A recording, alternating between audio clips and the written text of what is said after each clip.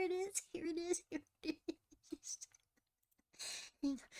We're gonna read this one.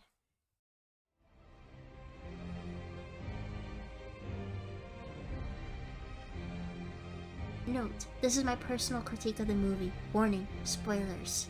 Do not get me wrong. I always loved the original Ham Hams, so they first tied into the Hamtaro series as a child back in 2002.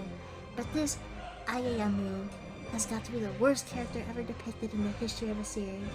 She is the very definition of a Mary Sue, made blatantly and nauseatingly perfect in every possible way by the writers. These types of characters ruin stories and should never be used in fiction. A Mary Sue character, simply put, is a poorly developed character, too perfect and lacking in realism to be interesting. I actually watched this movie, subtitles. I despise Ayayamaru. Little Miss Perfect Child prodigy Ayayamu goes to a special academy, excels in every possible school subject, aces all tests, and is an outstanding athlete in every possible sport, is a prodigy author and artist, and is beautiful, super popular with oodles of friends.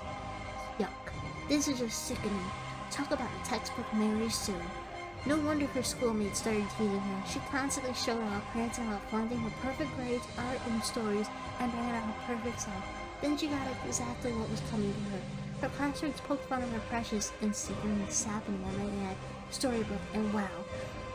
She then decides that she's just too perfect for friends, immaturely storms off like a little spoiled brat and locks herself away in a fit of petty anger, feeling sorry for herself. Because she thinks, how dare anyone make the slightest ill at her stories? She's a perfect, smart, talented, beautiful, athletic, popular little goddess. Yeah, maybe won't Ayamu get over herself. In reality, Ayamu is just a legend in her own mind and can't even take the teeniest criticism. Just as her classmates said, she is not as perfect and pretty as she pretends to be. She's a serious delusion of grandeur, but then some false gods of both actually reward her for this petty and self-absorbed behavior and encourages her to continue living her Little Miss Perfect life as she writes all alone in the dark room tower of a magical quill and two fairy minions? Ridiculous.